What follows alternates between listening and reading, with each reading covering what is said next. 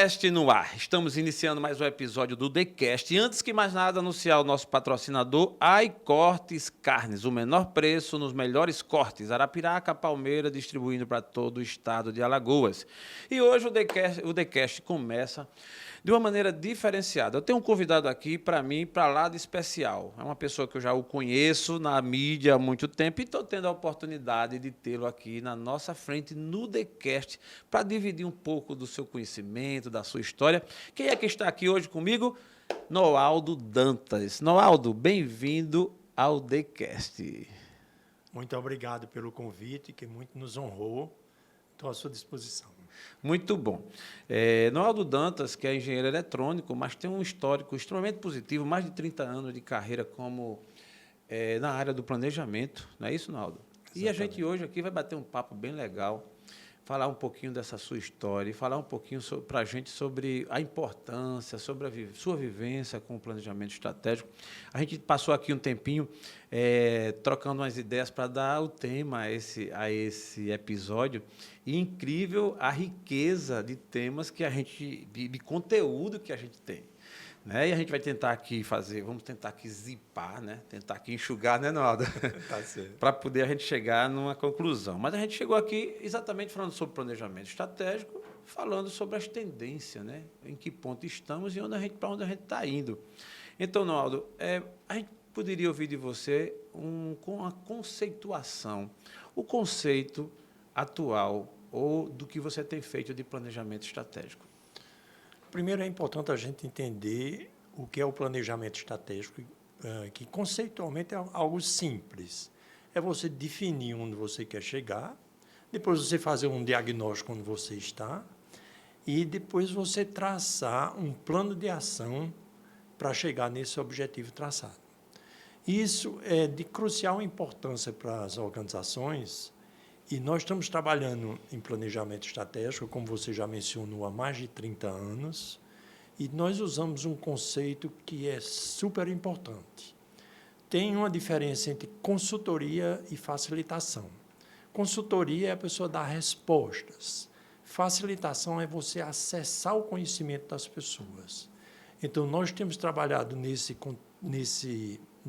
contexto, com este conceito, que é usar a inteligência coletiva das organizações. Nós temos muita inteligência nas organizações. Às vezes, você não imagina a quantidade de ideias que você tem dentro da sua organização se você der espaço para isso. É o que eu chamo de uso da inteligência coletiva. Boa. Ou seja, como é que nós vamos ver as ideias? Então, você veja, uma pessoa que trabalha dioturnamente num lugar, conhece as sutilezas, e a gente não aproveita isso. Eu gosto da frase do Steve Jobs, que ele diz assim: você, quando vai fazer um processo de seleção, você procura, digamos assim, contratar as melhores pessoas que você encontra no mercado. Mas você veja o paradoxo. Em vez de você, na hora que for tomar uma decisão, você consultar essas pessoas, ouvir essas pessoas, você quer tomar a decisão sem essa escuta e quer que as pessoas depois obedeçam. Então, isso é um processo que, se você olhar assim, você diz, é pobre. É pobre. Né? É pobre. É pobre. E aí, você falou da questão das tendências, que é uma questão crucial. Nós temos uma série de coisas que estão acontecendo no mundo. E eu gosto de fazer uma provocação no que diz respeito a essas tendências, porque tem coisas que já estão disponíveis há muito tempo, mas a gente não utiliza, e a razão disso é o modelo mental. Deixa eu dar um exemplo concreto. Todo mundo fala hoje que o home office é uma tendência. A tendência é o home office, ou misto e coisa dessa natureza. Eu morei na Holanda em 1982, trabalhava na Philips. Lá, naquela época, você já tinha muita gente trabalhando em home office. Ou seja, há mais de 40 anos atrás, a tecnologia estava disponível. Por que a gente nunca se moveu ou tinha uma resistência tão grande? A pandemia é que nos forçou a rever esse conceito para poder você dar continuidade à sua empresa. E eu fico me perguntando por que a gente não usou essa inteligência, porque esse processo anteriormente. Na realidade, é o nosso modelo mental. Nesse caso específico, se você parar para pensar, nós temos uma formação e um modelo de gestão hierárquico que você diz o seguinte: eu quero controlar que hora a pessoa chega, que hora a pessoa sai, eu quero controlar se ela está fazendo, se não está fazendo. Então, um modelo de controle que estava muito mais ligado à mão de obra do que à cabeça de obra, que é o modelo que nós temos hoje, isso é uma coisa que a gente precisa rever. Rever. Né?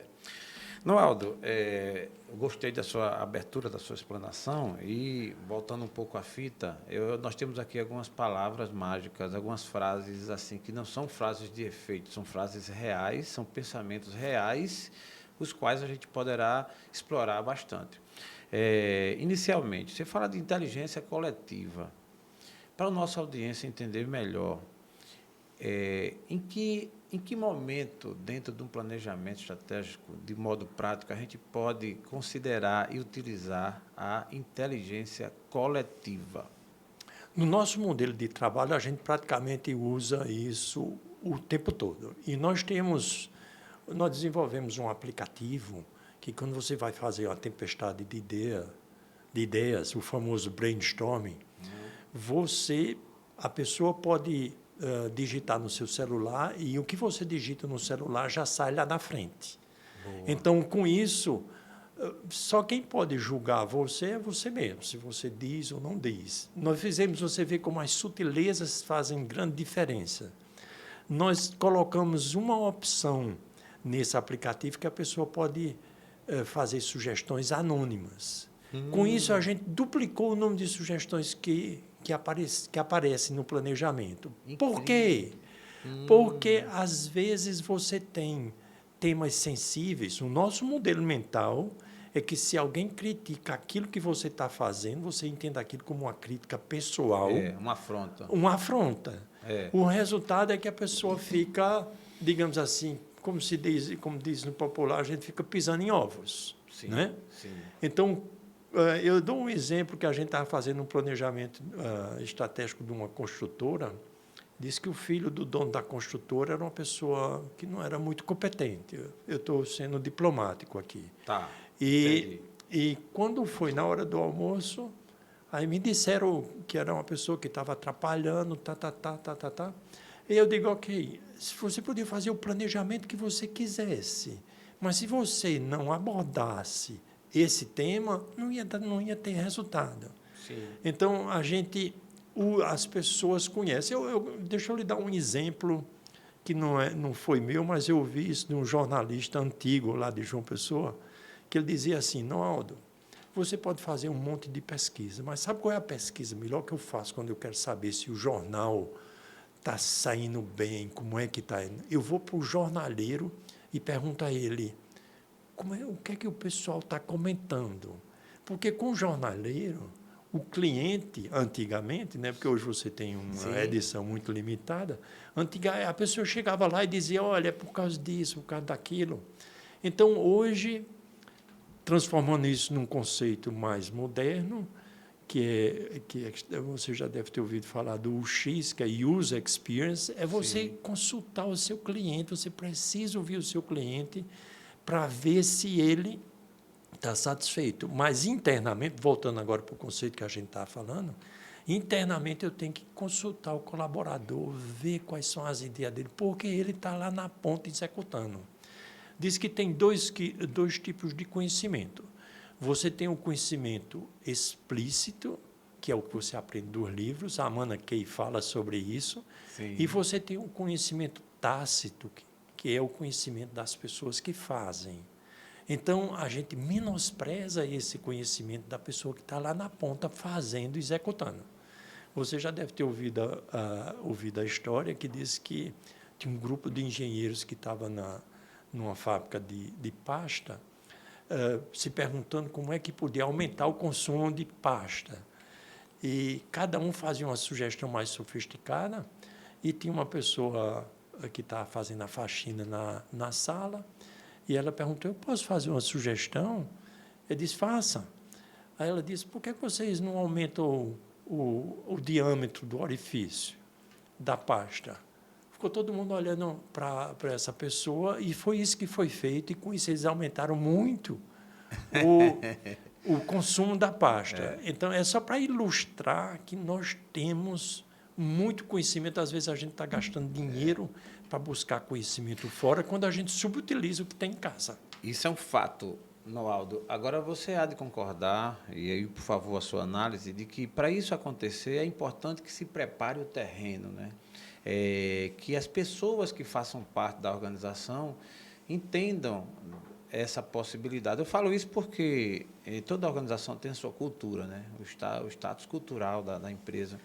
E se os participantes, se quem forma essa organização, ele não tem essa consciência de que pode opinar, de que pode sugerir, de que pode ser transparente, acontece um bloqueio natural. É o que eu penso que isso acontece em muitas organizações, muitas empresas, onde as pessoas não sabem bem o que o dono está pensando. Perfeito. Não é? Então, é importante, sim, que nesse processo de contratação, eu gostei quando você falou aí, que é uma realidade. Muitas empresas escolhem, e na hora de escolher, o camarada tem que falar inglês, tem que falar isso, ter tantos cursos, tal, e boa parte de tudo isso sequer é utilizado. Perfeito. E a pessoa, às vezes, entra cheio de sonhos, porque se preparou tanto, entra naquela empresa, mas não sabe como é que a banda toca. Como nesse preparativo, Noaldo, de uma organização, como deve proceder para que essa cultura, que essa atmosfera de participação, para que haja essa exploração da inteligência coletiva possa acontecer? Como a organização deve proceder? Perfeito, a sua colocação é fundamental. Só um parêntese, ele diz assim que a cultura come o planejamento estratégico no café da manhã. Ou seja, se você não trabalhar a cultura, você pode fazer o planejamento que você quiser. E tem uma questão aí que é crucial, que é justamente, e essa é a base também da criatividade, a gente precisa aprender a permitir o erro, porque você veja qual é a contradição. A gente diz que a criatividade, a inovação, são fundamentais em qualquer organização. Mas, se você não quer que seja cometido, não permite que seja cometido nenhum erro, como é que você pode ter criatividade? Como é que você pode ter inovação? Sim. Porque, quando você está inovando, você aumenta a taxa de erro. Claro que você está fazendo pela primeira vez. Então, se você olhar, é uma das contradições que surge nesse contexto que você bem mencionou da cultura, é que você, quando você tem pessoas com ideias disruptivas, normalmente as ideias disruptivas, elas quebram, elas bagunçam a rotina. Então, a gente diz que quer a criatividade, mas quando alguém faz alguma sugestão que modifica a rotina, aí a gente acha ruim. Essa é uma questão de você admitir o erro. A outra é você ter a escuta apurada. Às vezes, diz que a escuta mais profunda que você pode ter é você ouvir o não dito.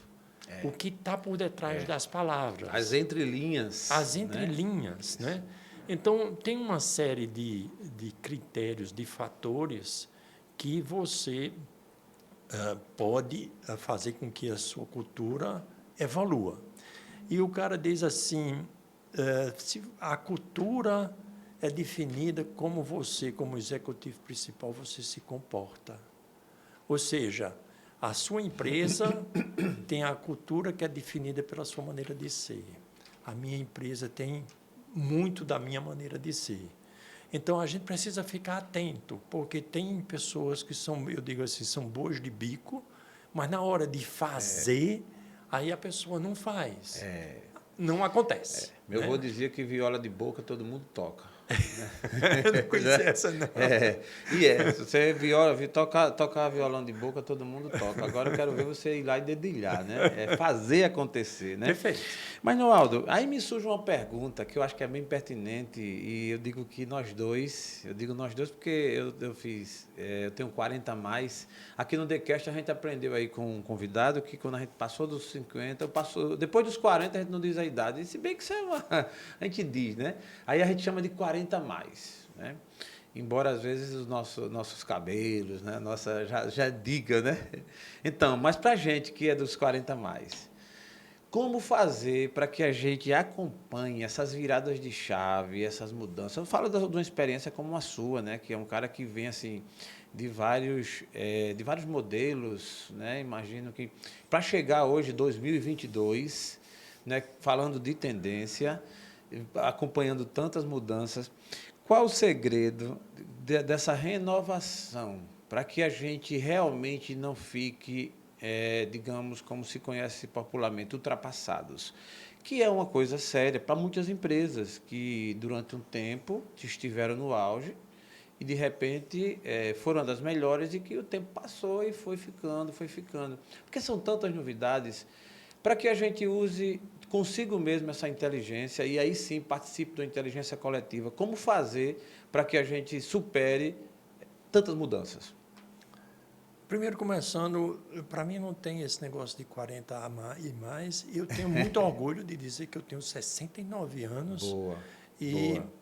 tenho uma experiência de vida aí que esses 69 anos me proporcionaram. Então, talvez até os 40 a pessoa ficava preocupada porque queria impressionar, mas hoje você mostra que você tem uma experiência. Boa, boa. Né? Eu fiz assim para provocar, né? Mas eu sabia Não, que eu você... sei que... Eu também digo, eu tenho 50, fiz agora, estou com muito orgulho e tal, e vamos embora. Eu espero em Deus chegar como você aí, muito mais.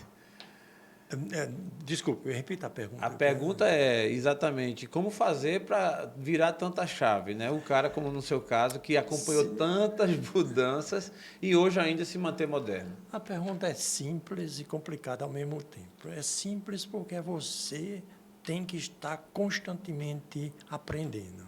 Na minha época, você tinha aquele negócio que quando você se formava, você estava pronto, daí para frente era só planície. Mas hoje não é mais assim. A gente precisa estar constantemente aprendendo. Eu gosto da frase que diz: a gente muda por amor ou por dor.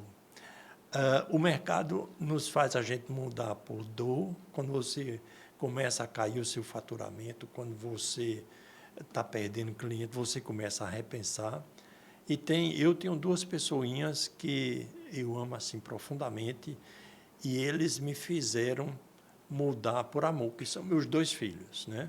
Eu tenho um filho que é engenheiro eletrônico, ele fez o doutorado dele na Universidade de Oregon, nos Estados Unidos, e hoje ele trabalha na Microsoft. Eu tenho uma filha que está fazendo um doutorado dela em Direito na Universidade de Brasília, e ela ensina aqui em diversos cursos, além de ter lançado um produto que se chama Eu Mestre. O Eu Mestre é, digamos assim, ela lhe ensina o caminho das pedras, como você passar no processo de seleção para fazer um mestrado. Caramba! Né? Fiquei curioso. Como é o nome do teu filho? É Henrique Dantas. Henrique Dantas. E minha filha é a Ingrid Dantas. Ingrid Dantas. Ingrid Né? Dantas vai gravar aqui no TheCast, né? Eu não perguntei, para fazer meu pitch de venda. Gravar aqui, viu, Ingrid? Esse Eu Mestre aí eu fiquei interessado em conhecer e levar adiante. Então. Perfeito. Então, eles nos ajudam a mudar, porque você veja, nós fomos educados dentro de determinados valores, de determinados conceitos, que hoje não são mais válidos. Então, às vezes, é realmente difícil de você abandonar. E você veja, diz que a forma como nós aprendemos faz com que nós nos tornemos resistentes às mudanças. Em que sentido? Nós aprendemos errando, nós aprendemos dando cabeçada, e aí você diz: eu agora vou ter que aprender tudo de novo, fazendo a mesma coisa. É verdade. Né? Diz que tem 3 maneiras de você aprender. Um é você aprender através de leitura, de exemplos. outra forma de você aprender, que essa que é a mais nobre. Essa é o que eu tentei na minha vida. Embora pela dor também, levando porrada. Tem outra que é você aprender, digamos assim, através das experiências dos outros. Sim. E você tem uma terceira que é você aprender errando. Essa é a forma mais penosa, mas parece que a gente tem uma certa atração por essa forma, né? É mesmo. Parece que mesmo, não é aquela história. Mesmo vendo o outro, peraí, mas eu acho que eu vou por ali também. Pois é. Ver. Mas em alemão tem uma expressão que diz assim: quem não quer ouvir tem que sentir. Essa frase, para mim, é uma frase muito, muito profunda. Se você não quer ouvir, você vai e faz, aí você vai dar as cabeçadas, né? Então, eu só tenho assim um limite que eu ponho a isso que eu estou falando, é porque tem horas que a gente tem que ousar mesmo, ousar errar, ousar fazer diferente, principalmente nesse mundo que tem uma velocidade de transformação muito grande. E isso está exigindo um preço a gente, né? Faz sentido para você? Sim, total. Gostei, faz sentido, sim.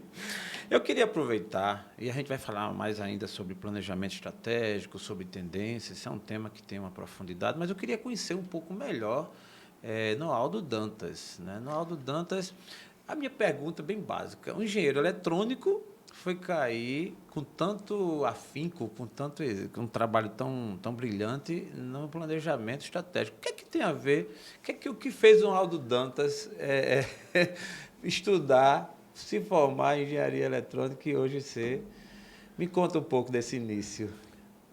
Isso é um caso específico. Se eu for contar a história de onde a gente fez, que nós moramos na Alemanha, eu fui intercambista nos Estados Unidos, depois fui morar na Alemanha, fui estudar na Alemanha, fui trabalhar na Holanda, depois fui trabalhar novamente na Suíça, porque eu fui participar de um processo de transferência de tecnologia para a Vibraz. E o que é que, como eu falava muito bem alemão, eu fiquei encarregado dessa transferência de tecnologia. E isso aí, digamos assim, moldou muito da minha maneira de ser. Às vezes, só para descontrair um pouco, esse lado alemão, eu já recebi uma caneca dessa da Destrava aqui, que é de seu Lunga. Porque ele disse, porque às vezes o alemão é extremamente direto, ele é muito objetivo, né? Mas essa questão que você perguntou especificamente, nós fazíamos, quando nós começamos na nossa empresa aqui, nós fazíamos o que se chamava, na época, plano diretor de informática para as empresas. E eu estava fazendo um planejamento para a Sococo.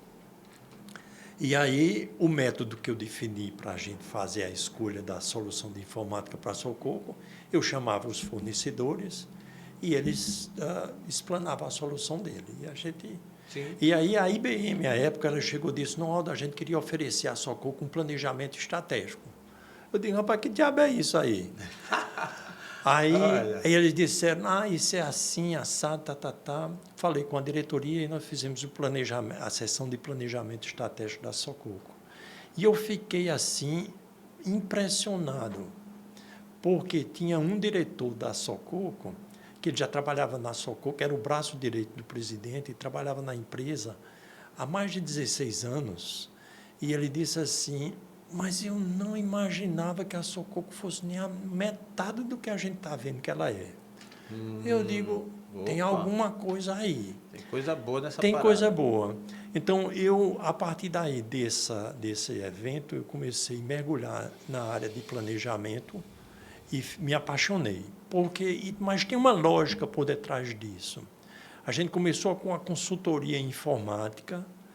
Depois a gente passou a fazer o que à época se chamava OIM, hoje se chama desenho de processos, porque se você tiver informática, mas você não tiver processo bem desenhado, não adianta a informática. Você se perde no caminho, né? Se perde. Depois eu comecei a fazer trabalho de qualidade total, porque Sim, não adianta teve o ter... auge Teve o auge da Isso. qualidade, porque não adianta ter informática, ter processo, se as pessoas, porque a essência da qualidade diz respeito às pessoas. Né? E isso, se você olhar, tem uma sequência aí, tem uma lógica por detrás disso. O planejamento estratégico ele resume isso aí. As organizações, se você olhar internamente, ela tem 3 pilastras, que são processos, tecnologia e pessoas. E do lado, olhando para fora, você tem a questão do cliente. Então, se você olhar essas 4 vertentes, o planejamento estratégico, ele trabalha, digamos, a fundo isso dentro da organização. Na linha do tempo, entendi o que você colocou aí, né? Porque Noaldo se apaixonou por planejamento, tá claro. Mas na linha do tempo, voltando um pouco à fita, na tua decisão, quando você decidiu assim, a minha formação, né? Você ainda é jovem, saindo na época se chamava segundo grau, né? Para decidir que profissão seguir. Foi a primeira que você decidiu seguir, o lado da engenharia, ou você de repente pensou em outra coisa? Geralmente os pais davam muito pitaco, né? Queria muito que fosse isso e aquilo. No meu caso, como foi a escolha do Noaldo Dantas? Esse caso foi extremamente fácil, porque quando eu era criança, 7, 8, 9 anos, eu tinha a mania de desmontar as coisas. E aparelho, alguma coisa que não estivesse funcionando. O problema era que depois eu não conseguia montar novamente. Então, praticamente, já foi uma coisa que, já na minha cabeça, no ginásio, na época, hoje não é mais, mas na época era no ginásio, no científico, já estava definido que eu ia fazer engenharia eletrônica. Entendeu, né, Cássio? O corte como vai ser, né? O menino que desmontava as coisas. Detalhe, só não sabia montar. Montar de volta. Montar de volta. Aí lá ia teu pai, né? Meu filho aí, imagina. Papai era uma pessoa assim, papai era uma pessoa que ele era muito bom, ele era um comunicador, rapaz. Não sei se você conhece o dia que Deus criou Alagoas. Sim, que Deus é brasileiro. Não, Deus é alagoano. Deus é alagoano, sim, pois é. Rapaz. Ele tinha umas tiradas, uma das tiradas que ele gostava de dizer, ele disse, rapaz, eu me esforço para ser modesto, mas me faltam argumentos. Acho que é aquela frase, né? No mundo tem poucas pessoas humildes, né? O mundo precisa muito de pessoas humildes assim como eu. Agora, Naldo, você falou um detalhe, aquela poesia, aquela fase, aquele pensamento célebre que Deus é alagoano é do seu pai. É. Ah, tá. Eu li. Ele era uma pessoa que ele escrevia assim uma coisa. Isso mas aí era foi amplamente divulgado. Deixa eu lhe contar uma piada que aconteceu. Eu fui dar uma entrevista. Foi na Gazeta que eu fui dar uma entrevista. Aí a pessoa veio me contar. Ele disse: Olha, Noaldo, papai foi secretário de comunicação e depois veio o Joaldo. Joaldo, Era o Noaldo, depois veio o Joaldo. Aí disse que o Joaldo chegou junto de papai e disse assim: Mas, Noaldo, rapaz, veja que absurdo. A Secretaria de Comunicação tem até uma parteira. Aí disse que ele ficou pensando. Aí ele disse, faz todo sentido. Sabe por quê? Porque, às vezes, a pessoa escrever um texto é um verdadeiro parto. Mas dependendo do apelo do conteúdo, né, da perspicácia que você possa desenvolver todo aquele tema, é um parto. E Deus é alagoano, depois até eu quero revisar, eu quero que você me mande esse eu mando para você. Manda para mim, porque é um texto, eu quero até divulgar, porque hoje eu estou fazendo esse trabalho aqui, TheCast chega no Brasil, viu? A gente tem uma ponta em São Paulo, já fizemos 2 temporadas em São Paulo, gravando com nordestinos que estão em São Paulo, que foram para lá e se deram bem, e outros também, paulistas também, e eu quero levar essa frase aí, que Deus é alagoano. Ele ficou apaixonado por Alagoas, ele tinha outra que ele dizia assim, Eu vou para Paraíba de costas para não perder Alagoas de vista. Gostei. Para quem não conhece, Noaldo Dantas tem raízes. Sim, chegou em Alagoas, da Paraíba, né? De Campina Grande. Campina Grande, eu nasci em Campina Grande, né? O nosso abraço para todo o pessoal da Paraíba aí, João Pessoa, Campina Grande em especial. Mas temos aqui um que, assim, ele só respeita, obviamente, os berços, mas é alagoano. Raízes em Alagoas, não é isso? Tua chegada aqui, Noaldo, em Alagoas, como foi que aconteceu? Olha, lembrando que vai ter outro episódio que vai ser Noaldo Dantas na Alemanha. Aí você tem 10 anos na Alemanha, é um episódio à parte, né? Você vai falar sobre o lado britânico de você ser pontual, enfim, é outro episódio, The Cast. Mas como foi Noaldo Dantas chegando em Alagoas? Olha, veja só, só voltar só um pouquinho no tempo. Quando eu cheguei em Recife, vindo da Holanda, porque eu fui trabalhar na Philips em Recife, eu sofri um pouco, porque, primeiro, pela forma direta de dizer as coisas, segundo, me chocava muito ver a pobreza depois de ter passado tanto tempo fora. Aí eu fui morar em São Paulo e depois vim para Alagoas. Eu sou, assim, extremamente grato a Alagoas pela forma hospitaleira. O povo alagoano é um povo muito hospitaleiro. Ele abre as portas. Eu realmente tenho minha raiz na Paraíba, minhas raízes na Paraíba, gosto muito da Paraíba, mas também tem metade do meu coração aqui em Alagoas. Pelo que visto, você tem mais tempo morando em Alagoas do que tempo... Hoje, sim. É Hoje, verdade. Sim, né?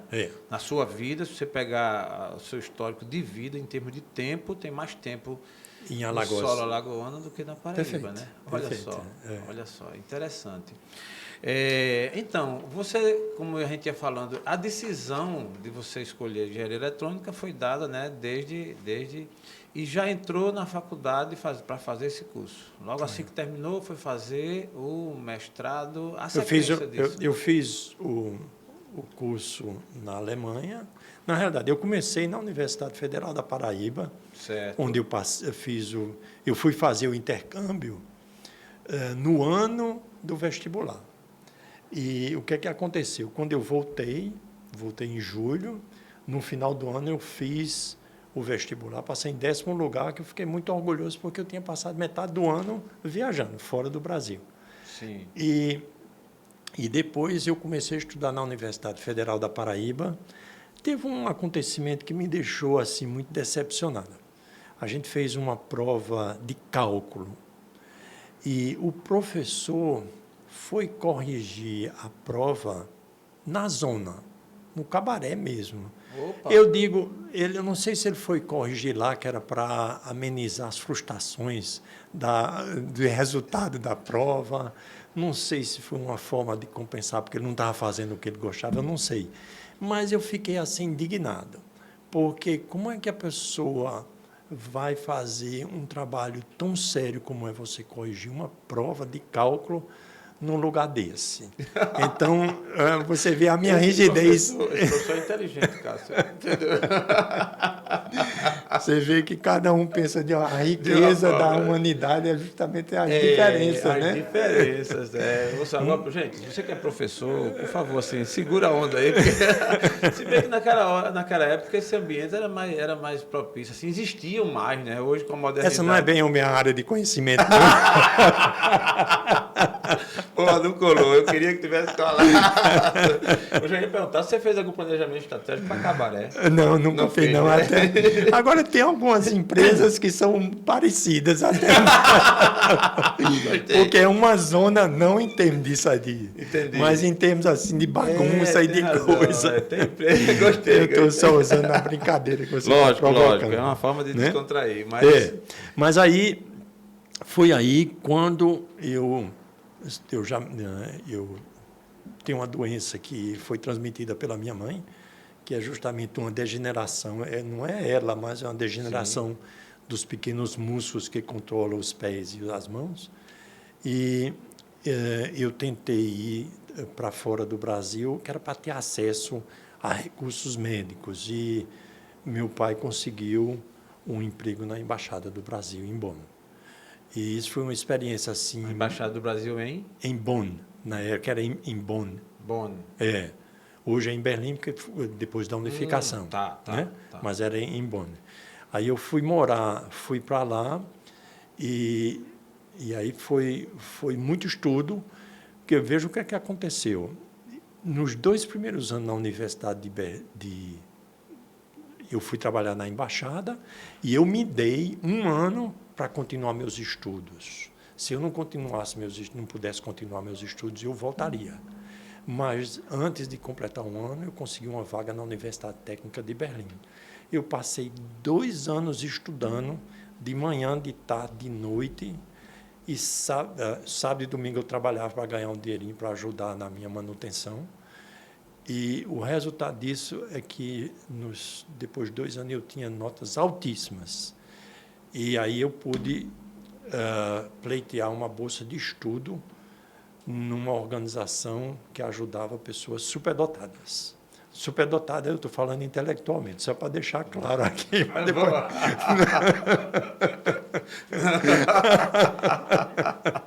Para depois não misturar aí com países baixos, países altos. Países altos, Essa pergunta vai ser para o próximo TheCast.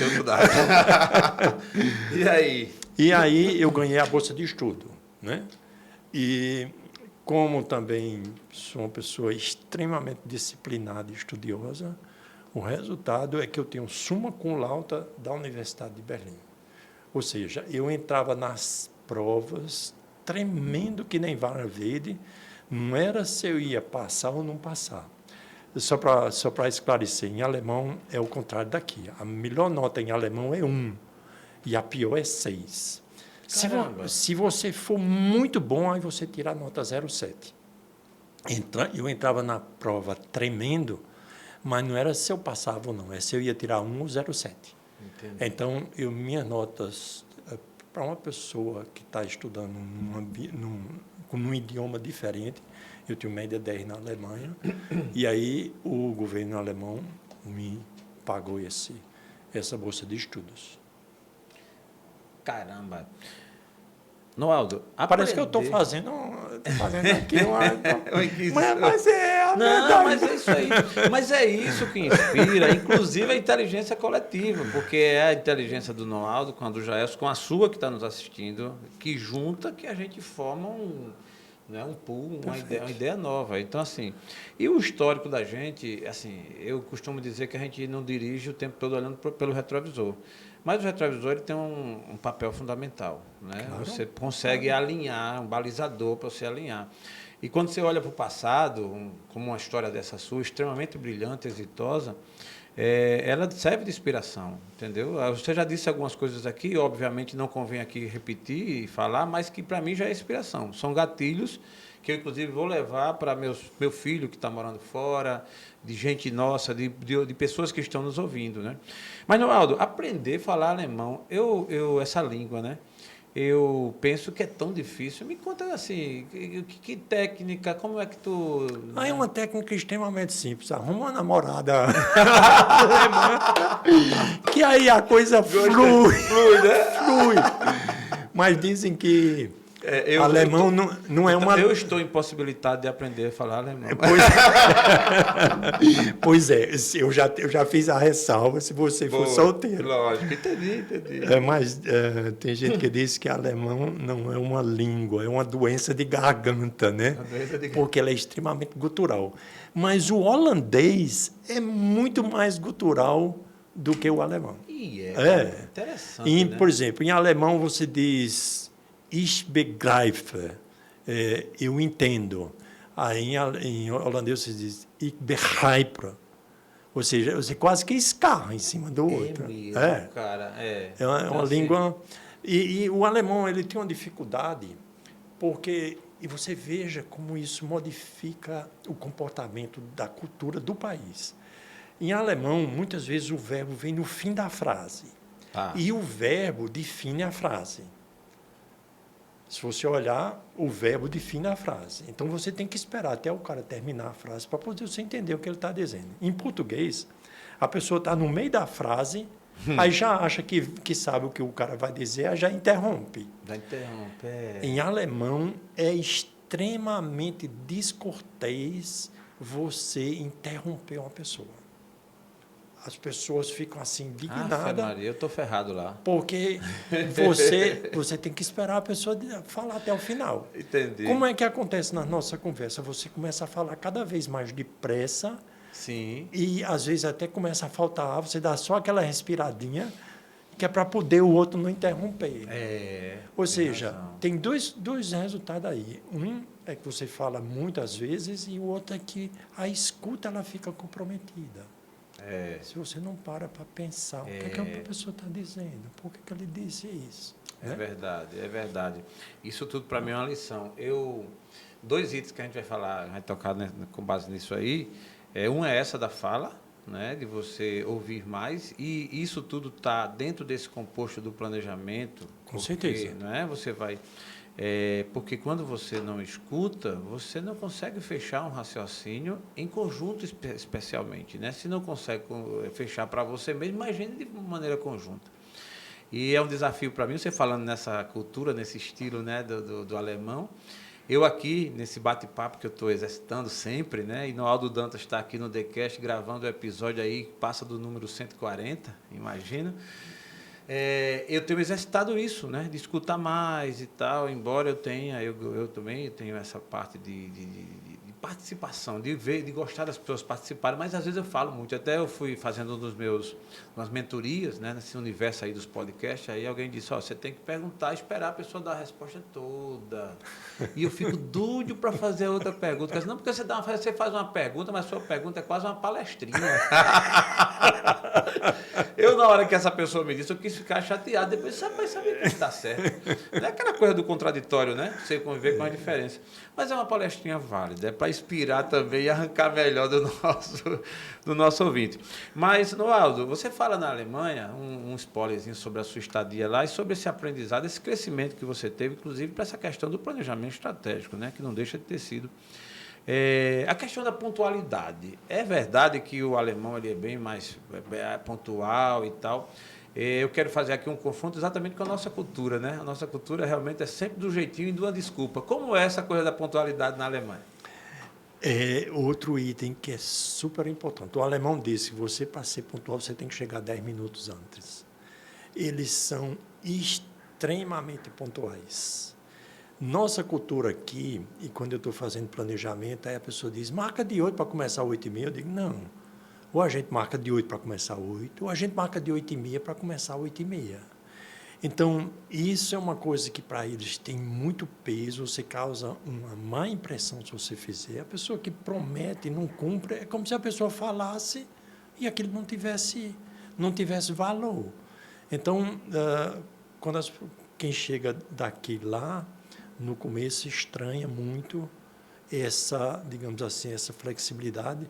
Você conhece essa história, já ouviu diversas vezes, é que a pessoa diz, apareça lá em casa, mas ai de você se você aparecer. Pior que é mesmo. Apareça lá em casa é ótimo. Rapaz, tudo bem, apareça lá em casa. Como aparecer? Nem o endereço o cara tem, né? Nem mandou o localizador. Uma coisa que o alemão, se você chegar na casa de um alemão, sem ter sido convidado, primeiro já não é uma coisa que é bem vista, mas digamos que você chegou lá, ele lhe atende na porta, e pergunta, sim, o que é que você deseja? Nossa cultura já é uma cultura mais branda. A gente pede para a pessoa entrar. Aí vai dizer, depois de conversar uns 5 ou 10 minutos, a pessoa vai dizer, bicho, você vai me desculpar, mas eu tenho um compromisso agora, eu não posso fazer. Lá eles não fazem isso. Quando a pessoa se acostuma, você sabe que o alemão, quando diz que gosta ou que quer, é porque ele gosta e quer. A gente aqui, às vezes, usa as palavras, digamos assim, só para amenizar, para dar fluidez, e não porque a pessoa realmente concorda ou quer aquilo. Eu fiquei curioso, a noiva, no dia do casamento na Alemanha, chega na hora? Rapaz, eu não passei por essa experiência. Não passei por essa experiência. Não, né? Agora, eu não vou chutar, não. Boa. Mas dá-nos a entender que chega, né? Imagino, porque no Brasil, eu lembrei disso, porque no Brasil é cultural, né? A noiva ela tem que ter, quando ela chega cedo, ela chega com 1 hora de atraso. Essas são as pontuais. Se bem que agora os líderes religiosos estão meio brabos. Eu já vi casos aí de que a noiva não chegou na hora, o líder vai e faz uma zoeira. Mas no Aldo Dantas trouxe essa cultura genuinamente pontual? Eu sou muito pontual. Eu sou uma pessoa extremamente pontual. Eu digo assim, se eu atrasar 15 minutos, ligo para a polícia, porque deve ter acontecido alguma coisa. Mas você se acostumou com isso. É né? verdade. E eu vejo, meu filho é muito pontual, já minha filha, ela é mais flexível nesse Mais sentido. flexível, né? Não, pai, mas não precisava ser assim, não, ok. Né? Mas eu vou fazer aqui uma pontuação. Eu dou muito valor e eu acho que é um sinal de muito respeito à pontualidade. E o contrário é verdadeiro. Né? É porque, assim, eu estou falando até de mim mesmo. A minha inclinação, acho que pela cultura mesmo, né? No Brasil, essa história de marcar para 8, para começar de 8h30, isso é realmente muito comum. E é uma lástima, mas é verdade. E principalmente nas empresas e tal, eu tive a oportunidade de, na época, no boom da qualidade, né? Acho que você com certeza lembra da cervejaria, quando teve aquele boom da cervejaria, o Vicente Falcone, a história da qualidade e tudo, e eu participei daqueles momentos, e foi ali onde eu aprendi a questão da pontualidade também, de marcar e de que deu a hora, quem não chegou não entra e tal. E aí, assim, isso tem um efeito extremamente positivo. Eu só faço uma ressalva, é que a gente tem que ter muito cuidado quando compara culturas. Eu vou dar um exemplo concreto disso aí. Quando eu cheguei na Holanda, eu me interessei pelo ciclismo, eu andava às vezes 100, 120 quilômetros num dia só. E quando eu cheguei aqui, eu morava em Recife, e eu saí, não sei se você conhece lá, de Candeias até Maria Farinha, Sim, de bicicleta. conheço. E eu fui com um amigo. E ele dizia, rapaz, ó, aqui você tem que andar na contramão. Porque se a pessoa vier para o seu lado, você dá tempo de pular. Eu digo, mas isso não é correto, eu tenho que andar na mão. Mas é um exemplo doloroso, porque esse meu amigo foi atropelado e ele praticamente ficou sem poder se movimentar. E, ou seja, a cultura, a gente tem que respeitar a cultura. Ele estava na mão ou na contramão? Ele estava na mão. Eita, poxa. Porque eu estava na mão, Tá, e aí ele foi seguir seus aí ele passos. foi seguir o meu modelo. Só Entendi. que eu ia muito mais na frente, como eu tinha uma condição física melhor, eu ia muito mais na frente, ele vinha de trás. E você veja, aqui tinha uma razão de ser, porque o povo tem inteligência. Eles não faziam aquilo à toa. Entendi. Eu estou só dando esse exemplo para ressaltar que a gente tem que ter cuidado para não comparar culturas diferentes. Ele lá tem a razão de ser para isso. Tem coisas aqui que você veja. Na Alemanha, se você encontrar um casal, o que é que você faz? Você cumprimenta primeiro a mulher para depois você cumprimentar o homem. No Brasil, você não deve fazer isso. Você cumprimenta primeiro o homem para depois você cumprimentar a mulher.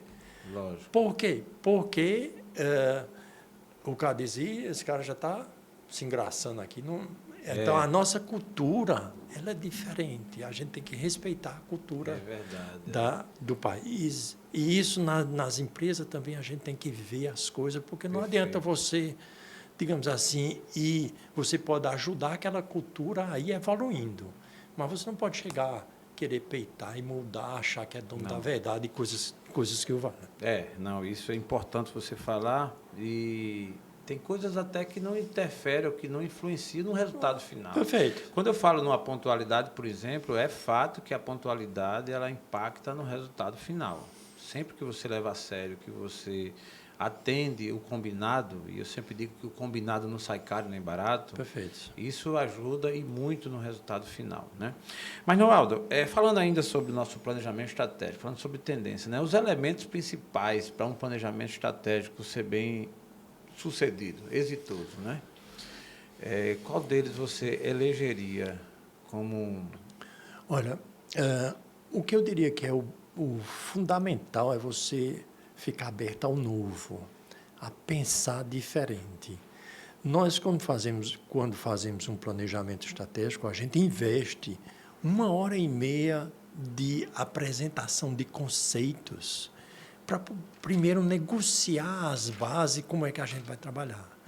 Porque, veja, vou dar um exemplo assim, uma coisa pequena, mas que talvez ilustre esse conceito. Aqui, quando alguém faz uma sugestão, aí já tem alguém que diz, mas eu não concordo com isso, não. Tenha calma. Às vezes você nem entendeu o que a pessoa quer dizer, você já está dizendo que não concorda. Verdade.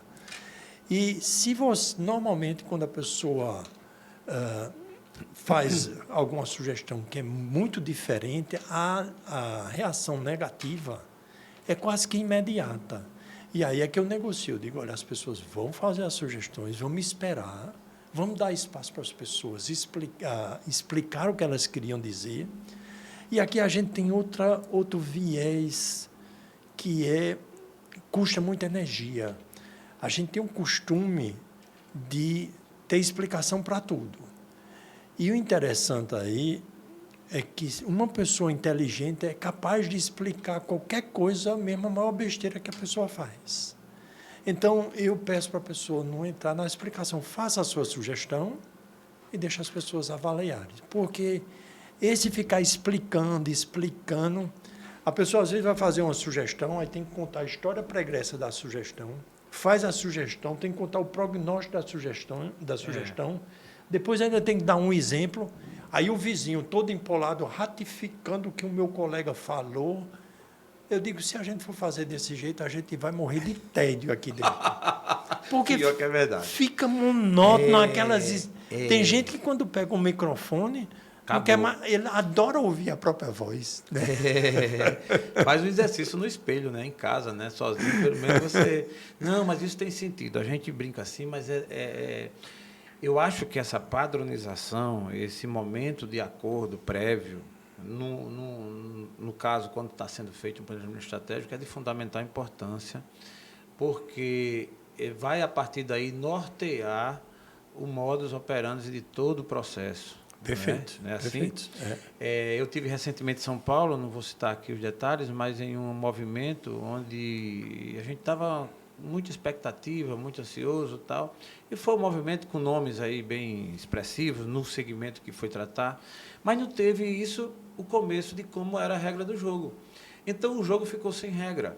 Então muita gente jogava a bola para um lado, só que a regra do jogo não era para a bola ir para aquele lado. Era pra... Aí daqui a pouco, no final, eu terminei que também mantive o silêncio por educação e tal, mas eu não gostei muito por conta dessa falta de trato, de regra. E aí, obviamente, tem muito a ver com o objetivo final. Qual o objetivo final de um planejamento estratégico, né? Qual o objetivo final desse evento, desse movimento? Se a gente não sabe, como já disse alguém, para onde vai, qualquer caminho serve. Perfeito. Não é assim? Na essência mesmo, o objetivo final é você tornar a empresa mais competitiva. Porque hoje você tem hoje concorrência de todo lado, e antigamente você concorria com a mesma cidade, mas agora, hoje de manhã, essa semana eu fui comprar um barbeador. Aí entrei numa loja aqui, que eu não vou citar o nome, o barbeador custava R$180. Certo. Aí eu entrei aqui no celular, o barbeador custava R$92, na Amazon.com.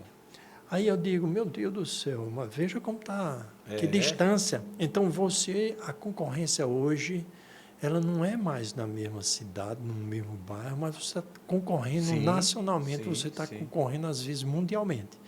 Então, é um mundo novo e a gente precisa Tem, naturalmente, alguns negócios que eles precisam reagir mais rápido a essa mudança. Tem outros negócios que ele tem, digamos assim, um tempo mais longo, ele tem mais tempo para se adaptar. Né? Imagino. Não, Aldo, quando você fala em planejamento estratégico, fala num movimento como esse, você tem um elemento que eu penso muito importante, que é de cada componente, que é o autoconhecimento. Que é as pessoas realmente se conhecerem, e eu acho isso desafiador. No sentido de contribuir. Né? Quando você se conhece, você pode dar pulando a fita para esse mesmo tema, autoconhecimento, ele é finito, ou seja, chega um momento em que a pessoa diz assim, não, eu realmente eu me conheço. Ou ele necessita de sempre estar tendo esse exercício, na sua visão? Primeiro, eu queria voltar um pouquinho aí num item que você falou, que é muito importante. Uma das primeiras coisas que a gente faz no planejamento é justamente levantar o perfil das pessoas. Por que a gente levanta um perfil? Porque, veja só, se você tem uma pessoa que é extrovertida, a pessoa extrovertida gosta de falar. O introvertido, ele fala pouco, ele fica quieto, mas tudo que ele fala já foi pensado e repensado. O pessoal diz na brincadeira que o extrovertido pensa ouvindo a sua própria voz, né? É porque eles vão falando e vão... Aí você tem uma pessoa que é detalhista. Aí a pessoa começa a contar detalhe do detalhe. Eu uso isso para eu entender como é que a pessoa funciona e, com isso, eu poder abordar de uma forma mais coerente o que ela está, como ela está se comportando, que às vezes está ajudando e pode estar atrapalhando a própria sessão de planejamento. Eu estou falando aqui no contexto do planejamento. O autoconhecimento, eu não digo que ele é uma coisa importante para o planejamento estratégico. Ele é importante para a vida. Nós precisamos nos tornar competentes, nos conhecer. Eu digo na brincadeira que a gente tem um erro de fabricação. É que os olhos são voltados para fora.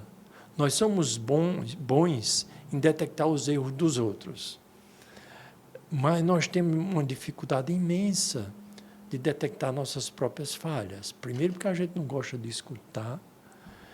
No que diz respeito aos outros, eu digo na brincadeira, todo dia a pessoa passa a língua no esmeril, a bichinha parece uma jararaca, qualquer coisinha já está criticando, e a gente precisa evoluir nesse sentido. Eu gosto muito da colocação, se não me engano, foi o Jacques Welch que falou, que a pessoa perguntou o que é que um executivo do século XXI, de que ele precisa entender. Aí a pessoa perguntou, precisa entender de marketing? Ele disse, não. Precisa entender de finanças? Não. Precisa entender de produção? Não. Ele disse, a coisa mais importante que qualquer executivo precisa entender é de gente. E, falando em português errado, a primeira gente que você tem que entender é de si mesmo. Entendi. Né? Então, é fundamental para poder você caminhar na direção... Veja só a contradição que a gente tem na nossa sociedade. O processo Hoffman, ele fala que nós temos um corpo que é habitado por 3 seres, um ser intelectual, um ser emocional e um ser espiritual.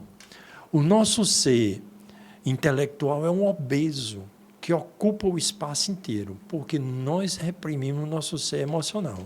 Então, o nosso ser emocional é um raquítico, que ele não sabe lidar com as emoções. Elas não foram valorizadas, principalmente os homens, que foram muito reprimidos no que diz respeito às emoções.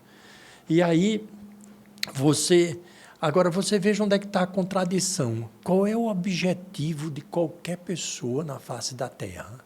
É ser feliz. E ser feliz é o quê? É uma emoção ou é alguma coisa da razão?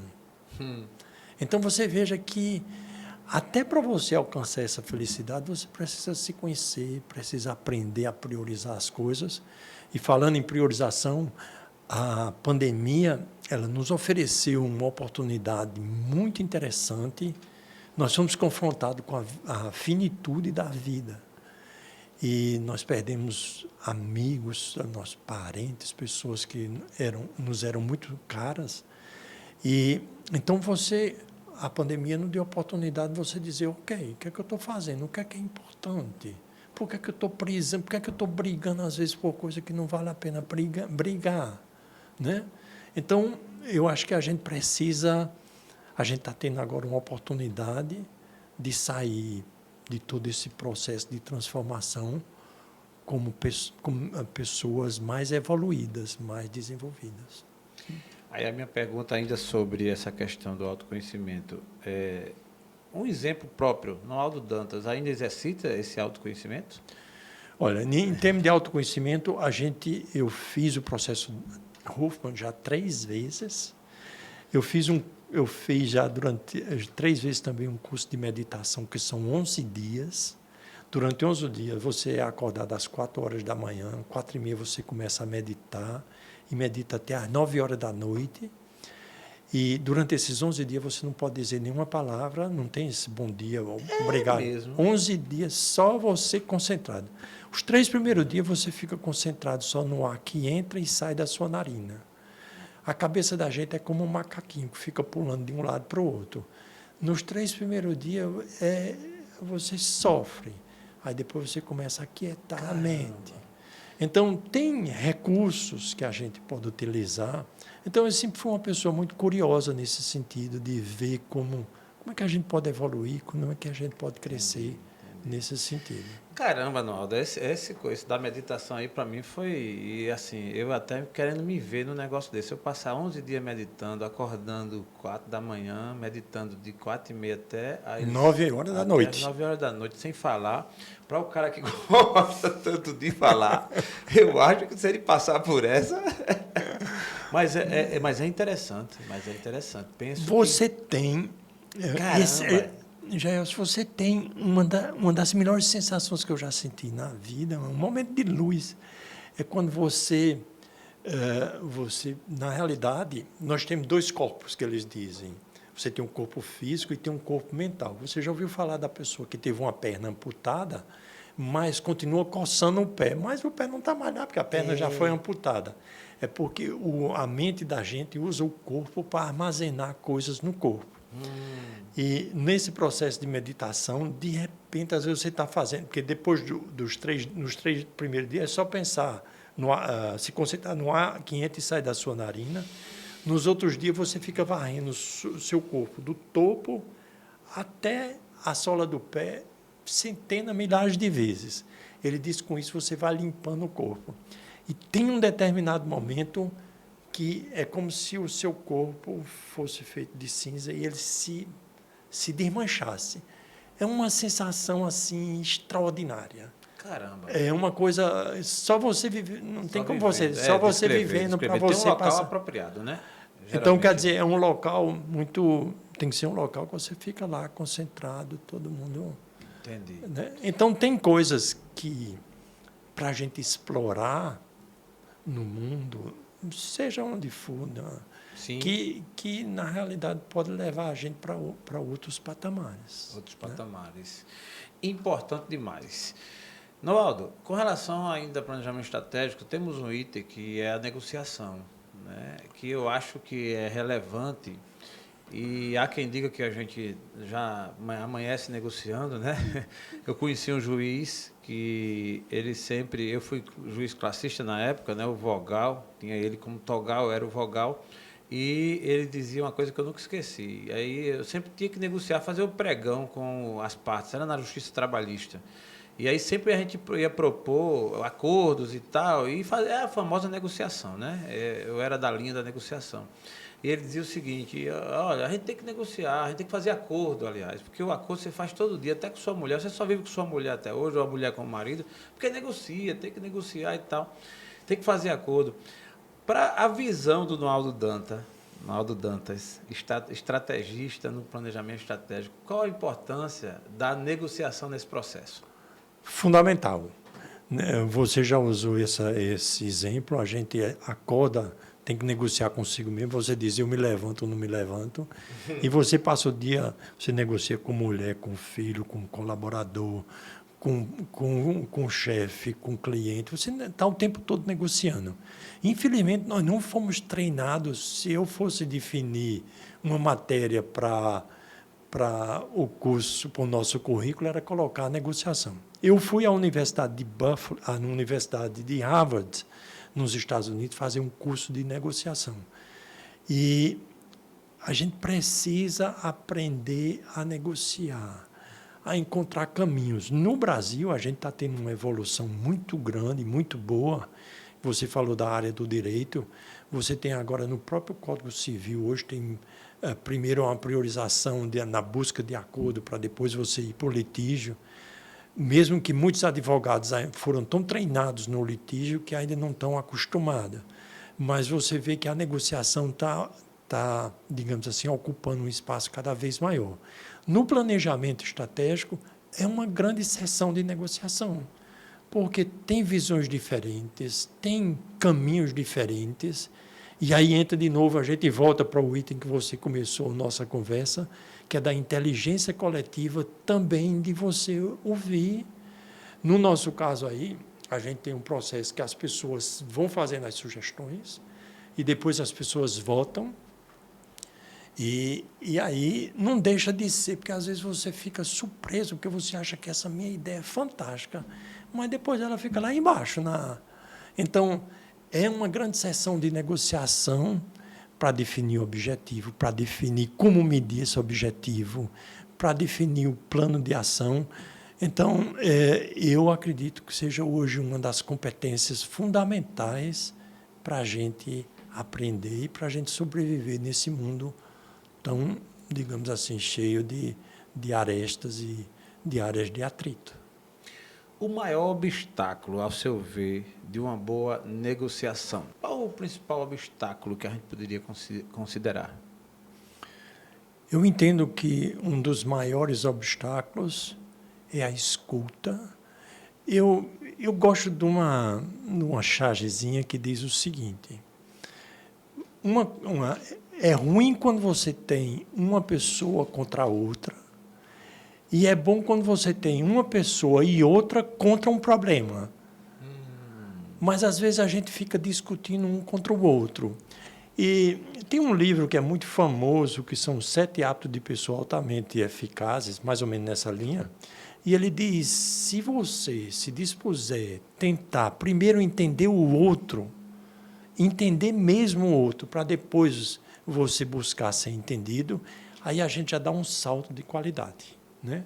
Aí você tem aspecto como a escuta, aí você tem aspecto como o respeito ao outro, porque tem gente que sai atropelando, perde, digamos assim, o controle emocional e já sai atropelando o outro. É fato.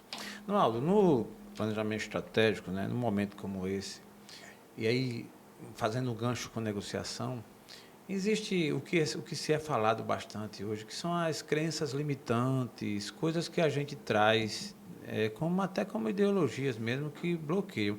Eu estou fazendo essa abordagem usando até o meu próprio exemplo.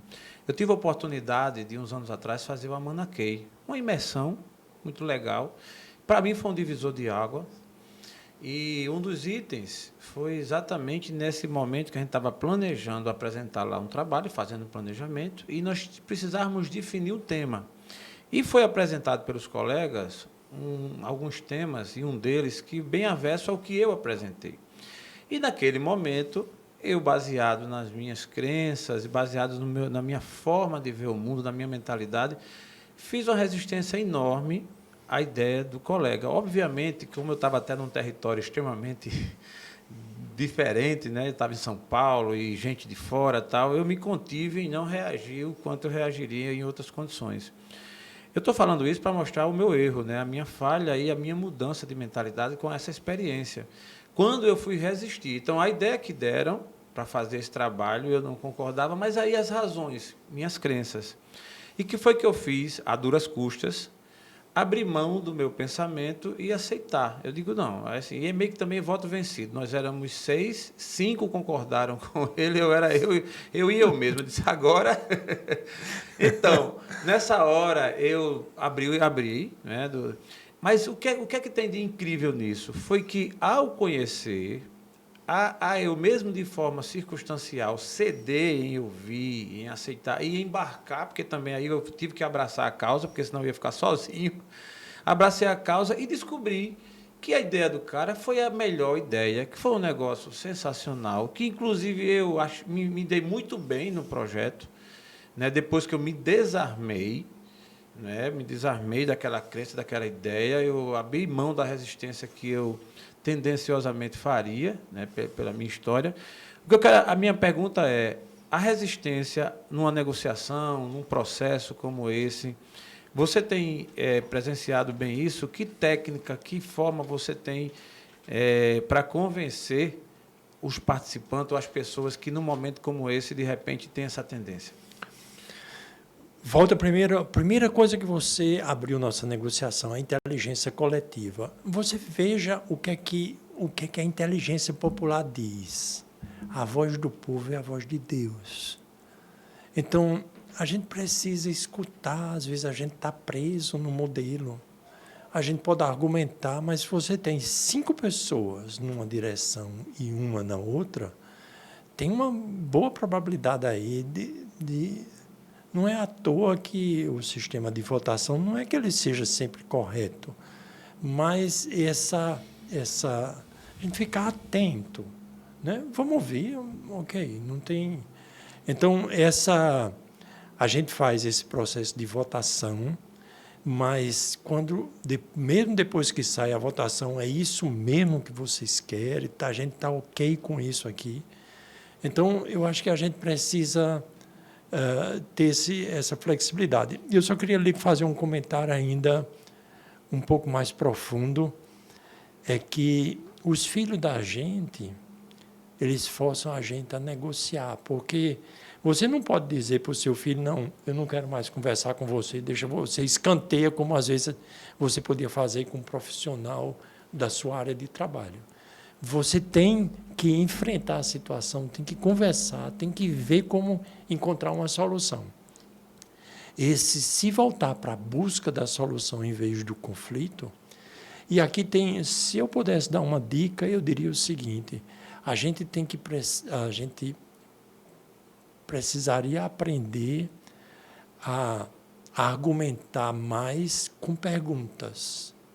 Porque quando você faz uma pergunta, aí às vezes a pessoa pensa, pois, faz sentido, não faz sentido. Então, quando você vai fazendo a pergunta, você pode facilitar a chegar a uma solução que pode ser que não seja exatamente a sua, não seja exatamente do outro, mas seja uma solução que fica aí no meio termo. Seria um questionamento saudável. Sim, mas se acontecesse isso, como é que a gente vai fazer? Se o outro se dispuser assim, depois que fizer isso, quais são as consequências, porque às vezes a gente só fica discutindo o item sem pensar mais na frente. Se você convidar o outro a pensar mais na frente, pode ser que aí se chegue a uma solução mais inteligente.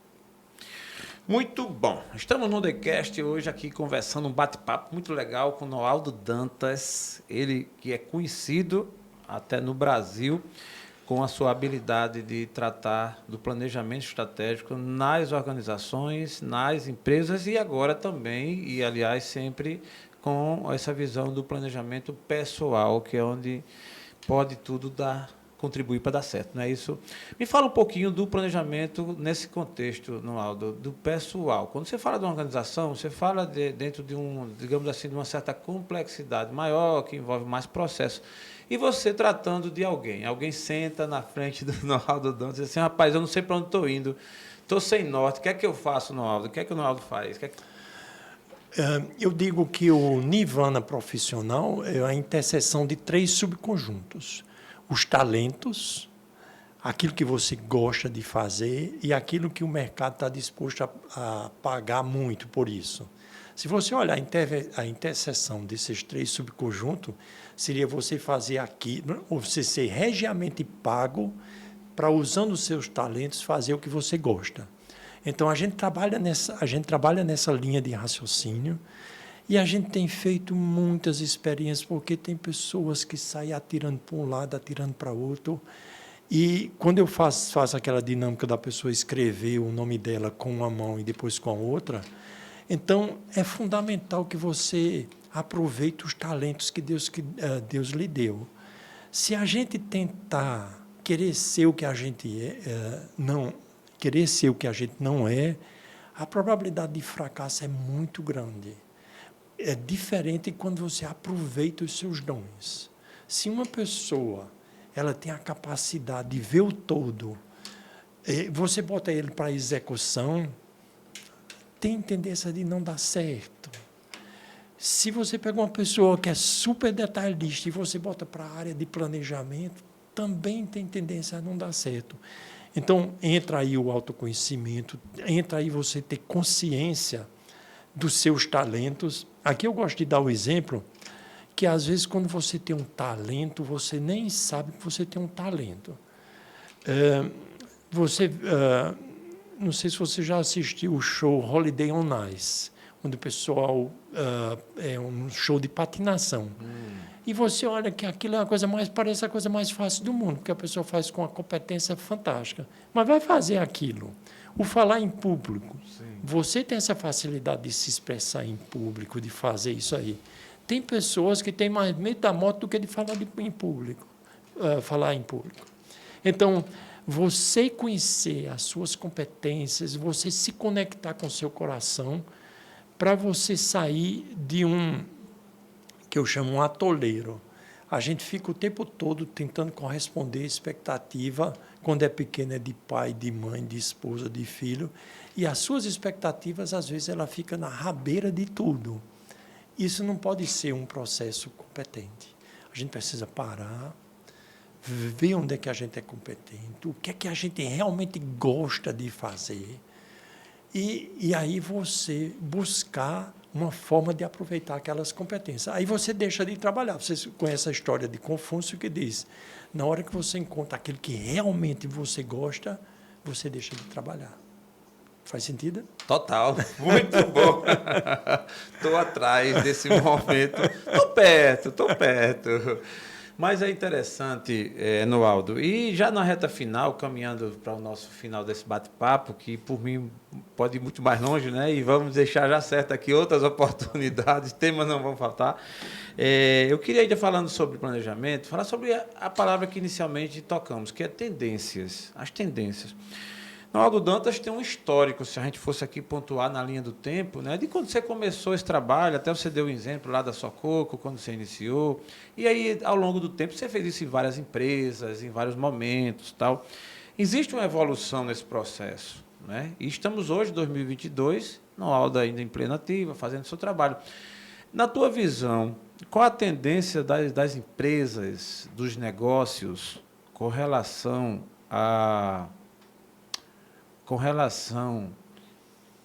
ao planejamento estratégico? Tende a mudar muita coisa? O que é que temos de novo, impactante, que tenha causado modificações? E para onde estará indo, né? Para onde estamos indo com essa questão aí do planejamento estratégico, ou da forma como as empresas querem se direcionar nesse grande mercado?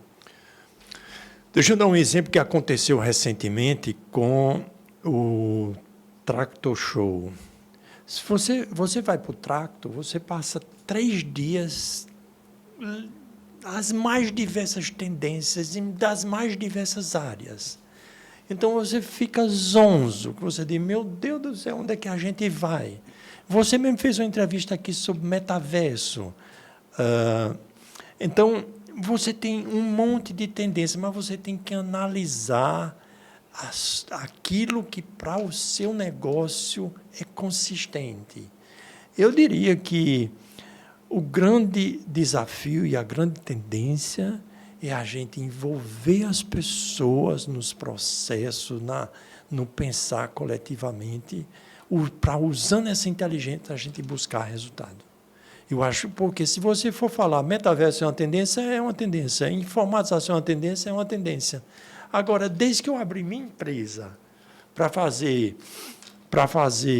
o plano diretor de informática, a tecnologia já era uma tendência. Então, sempre vão aparecer novas tecnologias, você tem inteligência artificial, agora você tem, com o 5G, você tem internet das coisas. Então, o meu filho que trabalha na Microsoft nos Estados Unidos, ele trabalha justamente no machine learning, que é o aprendizado de máquina. E ele trabalha com Big Data. Então, as empresas chegam para a Microsoft com um determinado problema e ele vai encontrar uma solução. Eu quero dizer que cada empresa tem as suas especificidades e você dizer o que é melhor para um ou para outro é muito difícil. Agora, eu digo que tem um erro que a gente comete com frequência, é você definir a estratégia sem levar em consideração a visão do cliente. Esse é um grande erro. Esse é uma coisa, digamos assim, é uma antitendência que você não pode fazer. Mas tem gente, às vezes, que não leva em consideração. Então, a experiência do cliente, ele ficar satisfeito, ele se envolver no processo, é crucial para ele voltar e para ele indicar também para outros clientes. Muito bom. Essa realmente é uma tendência, Noaldo. E se a gente trazer, por exemplo, para um elemento que hoje, um item que hoje é relevante em todos os negócios, que são as redes sociais, né? Você fala da tecnologia, tem vários braços. Aí fala das redes sociais. E você falando aí das pessoas, de envolver mais as pessoas, isso é uma realidade. E, por exemplo, nas redes sociais, você tem toda uma técnica, tem formas de você se aparecer, de você postar e tal, mas o que foi que eu descobri ao longo desses poucos meses, né, de 11 meses que eu estou no digital? Imagine que eu estou aqui também ainda aprendendo na fase de evolução, mas um dos itens que eu mais tenho ouvido e a conclusão final é a humanização. Perfeito. Excelente palavra. Humanizar o processo. Então, seja que empresa for, seja que negócio for, e quando a gente fala em humanizar, a palavra em si ela é bem abrangente. É você trazer o humano, né, no melhor sentido da palavra, para dentro do negócio, para aparecer e de forma mais natural possível. Perfeito. Né? Perfeito. É uma das coisas que me atraiu nessa versão aí desse modelo de podcast, é isso aqui. Está aqui batendo um papo, a gente não fez grandes desenhos aqui, obviamente que a gente segue uma rota, né, de pensamento, mas vai fluindo. Isso é humanizar, isso é as pessoas no negócio. Perfeito. Não é assim? Perfeito, perfeito. Muito bom. Eu quero ir para a reta final do nosso TheCast e conhecendo aí um pouco mais. E eu fico com um tema aqui que está na minha mente, mas eu vou deixar para o próximo mesmo.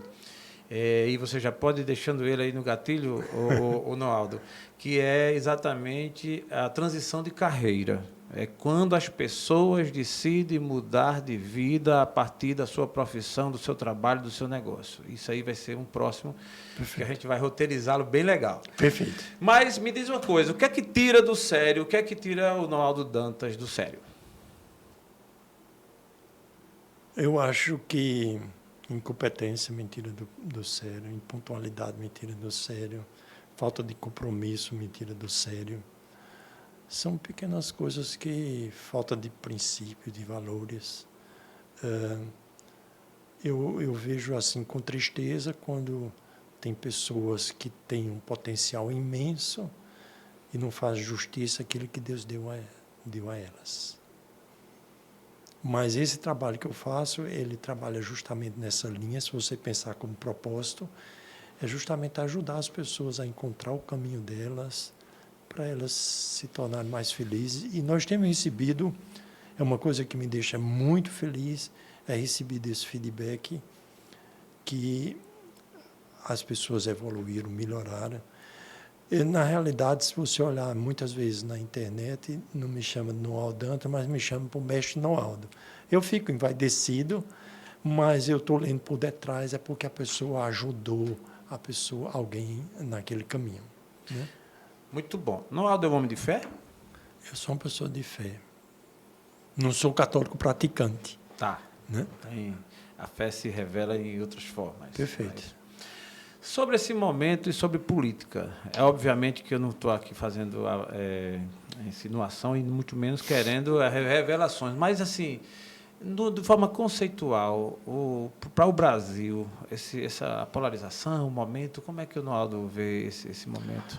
Eu tenho feito um exercício que custa uma certa energia. É quando eu vejo uma discussão, em vez de eu procurar o que é que um está falando de errado, o que é que o outro está falando de errado, eu fico procurando ver o que é que cada candidato está falando de certo, porque isso dá uma visão diferente. Cada candidato tem as suas propostas. Eu, às vezes, me surpreendo, porque uma das coisas que realmente me causa desconforto é a desonestidade. Às vezes é a desonestidade com dinheiro, mas é a desonestidade intelectual também. E então isso eu fico atento para ver se o candidato está sendo nessa linha. Você tem também muitas qualidades nos candidatos que se apresentam. Você vê um candidato como o Dr. Vanderlei, que é um médico que trabalha há muitos e muitos anos nessa área, ajudando as pessoas, fazendo cirurgia. Estou dando só como exemplo. Sim, perfeito. Né? Mas vejo assim também essa tensão como uma coisa que subtrai. a gente precisa ouvir mais o outro, a gente precisa ver como é que a gente soma, a gente está num processo de subtração em vez de soma e multiplicação. Muito bom. O TheCast sempre faz uma pergunta bem particular, Noaldo, para o nosso convidado, até para conhecê-lo melhor. Nossa audiência às vezes conectam bem, que é o momento sombra, o momento luz. Se o Noaldo pudesse revelar aqui, na sua vida, na sua história, um momento que foi marcante como o momento sombra, era possível? O momento sombra mais duro que eu tive foi quando eu tinha 13 anos, que fui para o neurologista, porque eu não estava conseguindo levantar o pé, e ele disse que provavelmente aos 20 anos eu estaria andando de cadeira de roda. Isso foi um momento assim de muita sombra. Você imagina uma pessoa com 14 anos, eu digo, eu não vou arrumar mais namorada, era a minha preocupação. Imagina, rapaz. O cara está cheio de hormônio, né? Rapaz. Agora, momento luz, eu tenho diversos momentos luz. Diga-se de passagem, me perdoe interromper, mas isso aconteceu e Noaldo, como você até já revelou, não é segredo, tem 69, está aqui, graças a Deus, e com uma história, né? Esse momento sombra foi realmente impactante e que ao longo da vida foi superado, né? Digamos assim.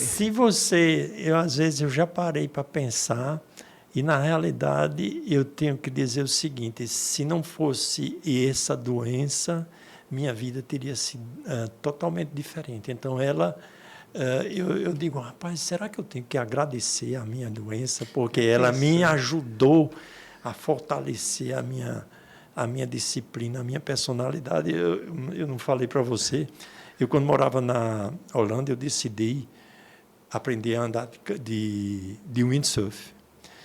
E eu passei semanas, eu levantava, caía, porque eu não tinha força e nem equilíbrio nas pernas.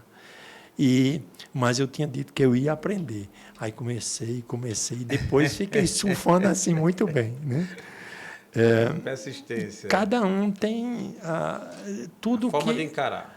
É a forma de encarar, mesmo as coisas ruins, dependendo como você as encara, você pode transformar aquilo numa coisa positiva. Muito bom. Momento luz. Momento luz, eu tenho diversos momentos luz. O nascimento do meu filho, da minha filha, a formação, o dia da formatura. Eu fui para os Estados Unidos ver a formatura do meu filho na Universidade de Oregon, do PhD dele. A formatura da minha filha no mestrado dela em Belo Horizonte são diversos momentos luz que eu tive também, né? E eu tenho uma esposa que é uma guerreira. Ela chegou aqui, não entendia nada de gestão. Ela hoje é dona do laboratório do teste do pezinho, que faz um trabalho belíssimo. E eu tenho assim muita admiração para a evolução. Ela hoje é uma executiva de altíssimo nível, né? Muito bom. Como é o nome dela? Fátima. Fátima, um abraço, Fátima. Está aqui o registro. Mas, Noaldo, eu quero te agradecer por estar aqui. Eu queria deixar você... Aliás, eu queria que, com toda essa inteligência sua, se eu pudesse, eu até abusava. Mas não vou abusar, não. Mas se você fosse deixar uma frase... Vamos lá, nós temos um pouco mais de 7 bilhões de pessoas no planeta Terra. Se você fosse deixar uma frase acessível para toda essa humanidade, que frase Noaldo Dantas deixaria? Aí você, por favor, eu estou no meio, viu? Mais de 7 bilhões de pessoas. Ele agora foi profundo. Eu diria uma frase que eu mencionei há pouco: faça jus àquilo que Deus lhe deu, às suas competências, às suas inteligências, a sua capacidade de fazer o bem. Seria isso, assim, resumido, que eu... Muito bom. Nada melhor que isso, para que a gente possa realmente fazer a diferença na Terra. Perfeito.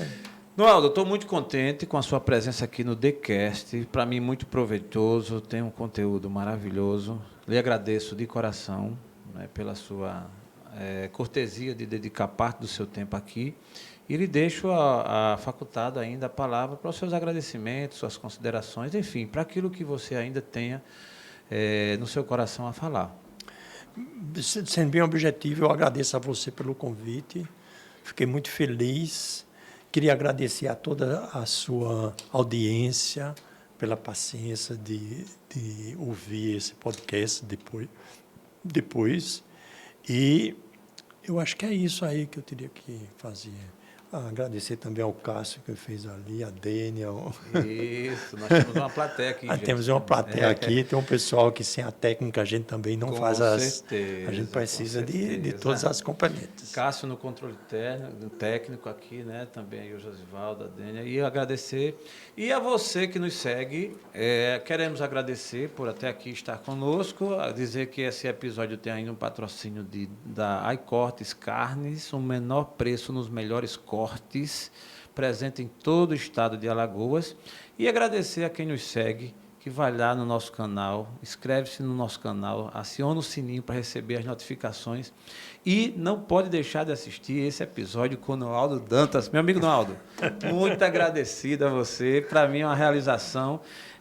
O TheCast que tem aí já vários nomes no nosso portfólio aqui presente como convidado, e agora a gente está sendo coroado nesse dia de hoje com o Noaldo Dantas, a quem eu tenho um respeito e uma consideração muito grande, falando sério, pela competência e pelo papel que você já representou e representa nesse nosso estado de Alagoas.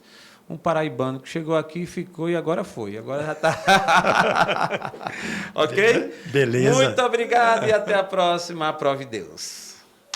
TheCast, agora com a nova pegada.